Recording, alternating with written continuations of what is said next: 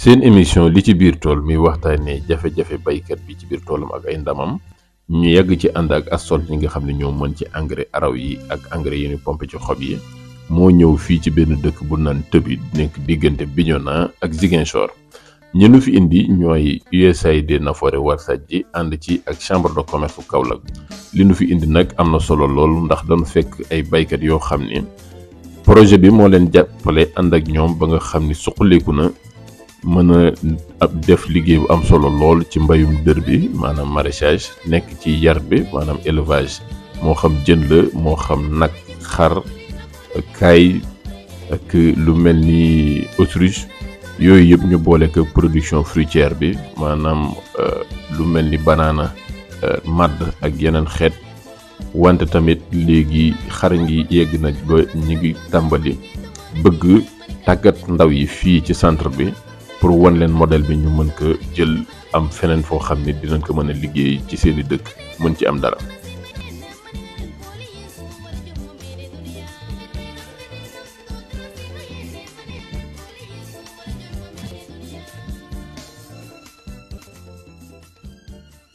na nga def sëriñ bi. sant alhamdulilah kon ñu ngi ñëwaat fii parce que nag tey Mass Agri dafa def déplacement ànd ak waa chambre de commerce ak projet Nafoore USAID ñëw fii fekk fi benn baykat fii ci Ziguinchor xam naa ni gars yi miinoon nañ ma Waalo miin ma Saloum wante tey nag maa ngi Casamance. sëriñ bi noo tudd. Lamine Diallo. Lamine Diallo fii ñu nekk fan la. fii mooy Tëbi. ci Casamance la bokk mu ngi ci Ziguinchor région de Ziguinchor ci biir département Bignona la nekk. dib Tëbi su ma fi doon ñëw nan laay def damay am fu may wàccee topp àll bi wala nu may def est-ce que jafewul pour xam dëkk jafewul pour xam boo jógee Ziguinchor bay dem Bignona boo waxee Tëbi 1 ci forage bi maanaam ci château d'eau bi foofu la à droite ngay wàcc. d'accord c'est à 2 kilomètres ci biir diggante dëkk bi ak tool bi. macha allah léegi ñun dañ ñëwoon fii fekk la nag ngay mbay ma am solo. gis nañ yaa ngi ci élevage bi arboriculture ak maraîchage bi. maraîchage bi gis nañ lu mel ni kànja. moo jafe lool ci jamono ji ngay def culture plein champ. culture plein champ boobu moom ngay liggéey moom kese wala am na leneen looy def tamit. waaw alhamdulilah ñu ngi tàmbale ci culture plein champ yàgg nañ ci def nañ ci 3 ans. maraîchage quasiment lépp la ñuy def ci produit yëpp la ñuy def muy tomate muy kaani muy poivron muy batanse muy jaxato muy lépp daal. lépp lu aajoo ci maraîchage ñu ngi koy def arboriculture tamit ay orange am nañ ko fi ay banane ak ay papaya donc moom tamit lépp luy aajoo ci arboriculture ñu ngi koy def waaye tamit ñu ngi yëngu ci élevage ay nag ay ginaar ay xar ak ay autriche ak daanaka lépp lu laal ci ay lapin tamit yor nañ ko. sànq ci biir waxtaan wi yëg naa ni da ngeen génnoon réew mi ba dellu si lan moo waraloon génn réew moom. waaw alhamdulilah bi may am sama bac 2009 2010 ci laa génn Sénégal dem Canada def 12 ans donc bi ma nekkee foofu noonu maa ngi doon jàng comme ñëpp maa ngi doon def finance. ak comptabilité. donc foofu noonu Canada ma jàng fa am fa lijaasa liggéeyee fa donc par la suite mu ñibbisi Sénégal donc xam naa dina jaaxal ñu bëri lu tax ñibbisi bi Sénégal mais raison bi c'est simple parce que li ma yéeg fii mënuma koo yéeg bitim réew. baa du ceebu jën beeg ataay bi nga doon nam. da cee bokk waaye tamit yaayee ngi fi papee ngi fi xale yi maanaam ñu lay woo papa ak a neex. ba pare environnement bi maanaam daanaka li ngay yëg fii daal doo ko yëg fee. stress bi nekk ci àll bi bokkut ak stress bi nekk sa biir kër. macha allah waaw maanaam fee moom da ngay dangi di daw gauche droite métro fii bus fii oto fii ticket yi di la jommil fii moom alhamdulilah yooyu yëpp. ñëw nag installation bi mbaa yomboon na bi nga ñëwee tàmbali liggéey bi. waaw en fait. fii boo ñibbisi préjudice yi dañuy bëri. donc dañu xam déjà les raisons pourquoi nga ñibbisi. donc dinañ jàpp xëy na dañ laa dàq wala da nga am ay affaires yu ñu fa def yu illégal waaye alhamdulilah yàlla def na ñu ngi suñu kayit illégal donc buñ ñibbisee intégration bi météo na trop waaye alhamdulilah buñ ñëwee dañ cee gën a farlu xam ni ki objectif bii moo ñu indi mission bii nii moo ñu indi dañoo ñëw basé wu fii ci Casamance bëgg a mbay.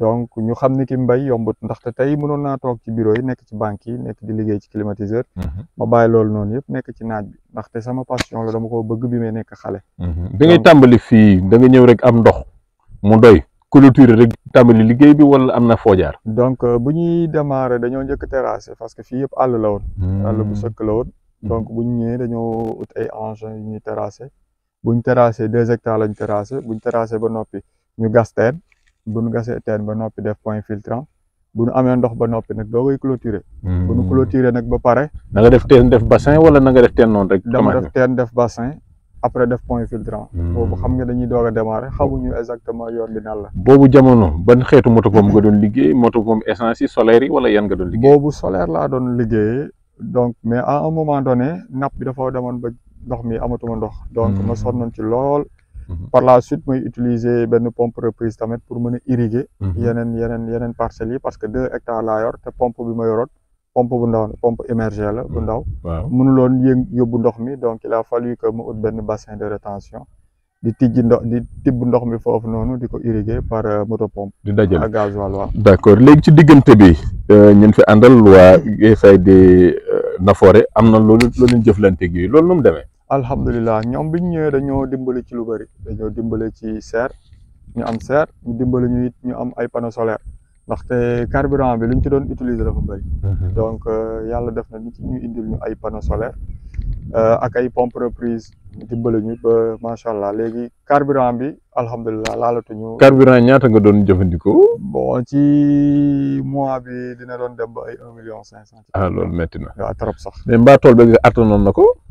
attanu ko woon waaye ndaxte boo gisee investissement lépp li nga kii ci gasoil nga koy jëndee boo jaayee produit ci gasoil nga koy jëndee donc te il faut tamit nga arroser.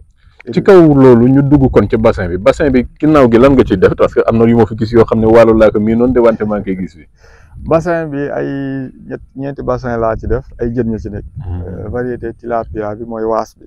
ñun fii jaune bi moom lañ gën a xam waas bi lañ gën a xam moom lañ gën a bëgg donc moom laa def ñeenti bassin laa def.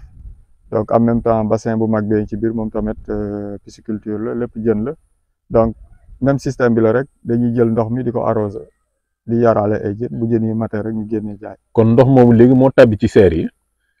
ndox moomu fépp la jëm. day dem ci serre yi dem ci plein champ bi. d'accord kon ñu dugg léegi ci serre yi yow da ngay defar pépinière di jaay yam ci rek wala da nga am leneen loo ciy boole. pépinière yi dama koy jaay en même temps dama koy defaral sama bopp maanaam su ma ko defee pour sama tool. léeg-léeg ni ma defar ko mu am ci commande client ma jaay ko. kon serre yi lan nga ciy liggéey ñoom noonu. serre bi damay def production.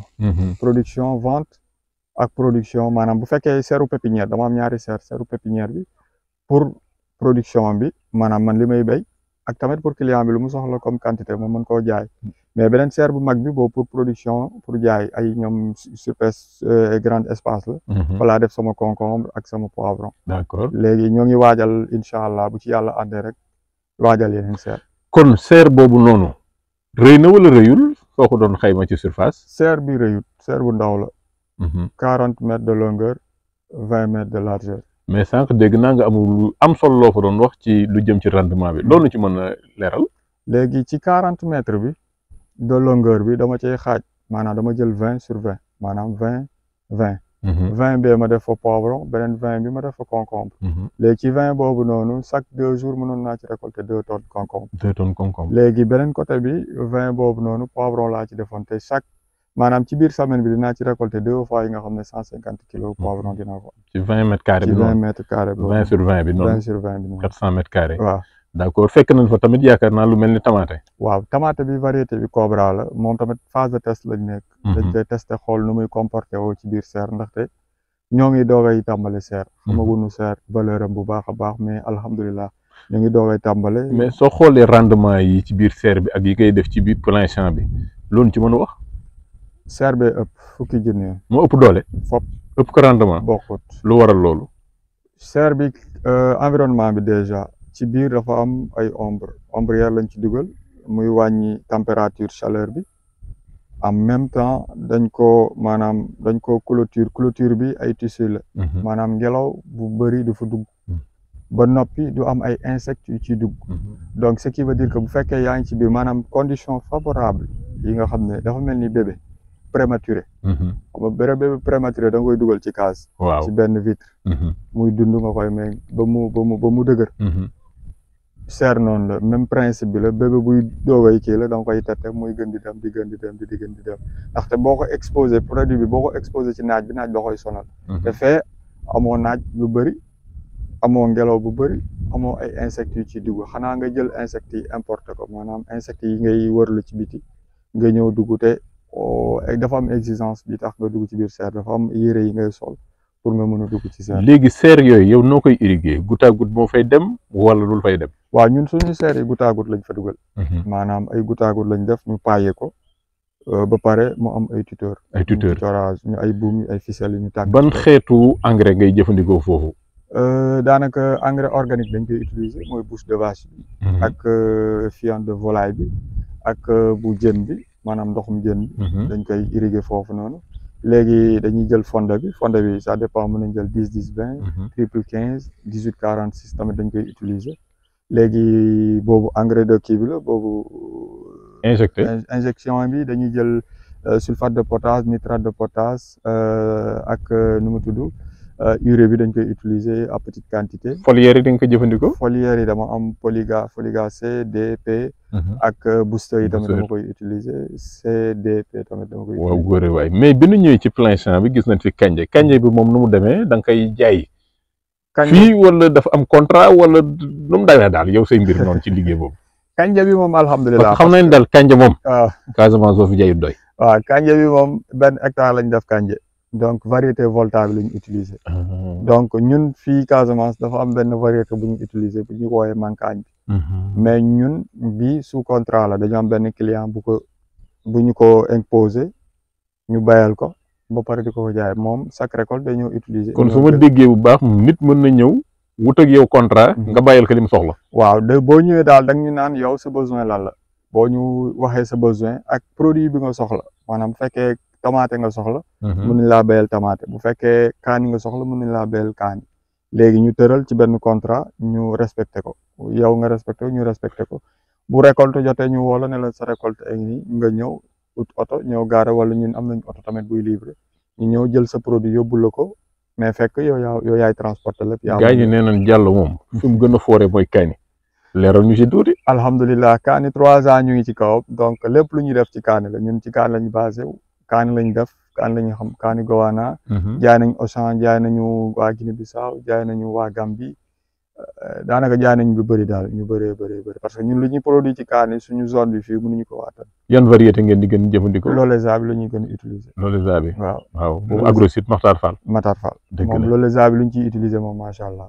macha allah waaw dañ ciy utiliser lu bëree bëri suñu 3 hectares 4 hectares yi ngay dégg yëpp Loleza la. d'accord ak Mawanzeli bi tamit defoon nañ ko daaw moom tamit alhamdulilah comportement bu baax la am. te amoon nañ ci ay clients yi doon jënd kaani bu moom day rouge moom vert rouge. waaw moom alhamdulilah. bi ñu ñëwee tamit gis nañ fi yaa ngi fi doon def papaye mais li ñu xawoon jaaxal tuuti mooy papaye bi da nga dugal ci diggante bi poivron. loo jublu ci loolu.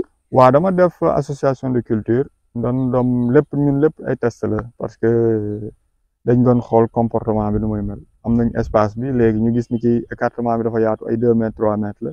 léegi ñu ne bàyyi ñu dugal fa poivron bi xool nu muy comporté woo. mais bi ñooy gis nañ ni parcelle bi nag rafetul nag yeneen parcelles yi rafetul lu waral loolu. mu ngoog bon li ko waral bëri na benn bi papaya bi dafa xaw a fiir dafa am ay nu mu tudd ay.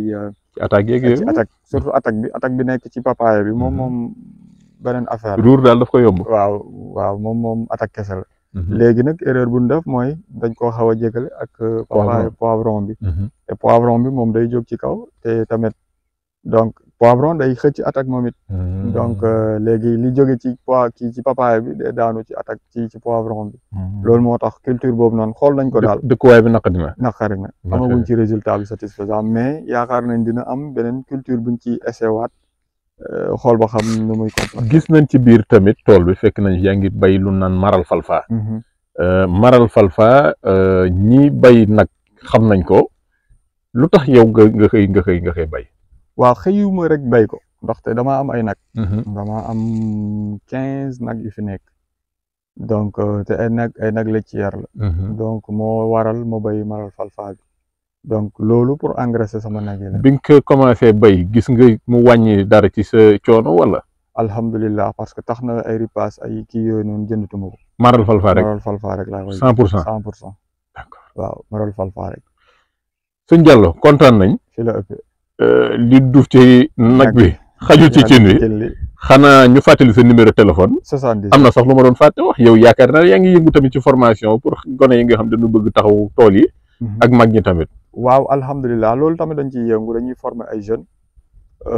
am nañu centre de formation bi nekk fii AT bi dañuy former ay jeunes yaa xam âge bi nga am boo xasee ba ñëw dinañ la former lépp lu jaar ci agriculture ak élevage ak pisciculture dinañ la ko jox dinañ la ko jàngal ba incha allah boo demee fépp fi nga dem moom dinañ xam ni ki jàng ga. kon fàttali ñu numéro bi. 77 670 68 37. numéro boobu am na WhatsApp wala. waaw numéro bi WhatsApp la. ku la ci woo dina la mën a jot. incha allahu rabbi. jërëjëf sëñ Diallo. jaa ngeen jëf. jaajëf kilifa bi.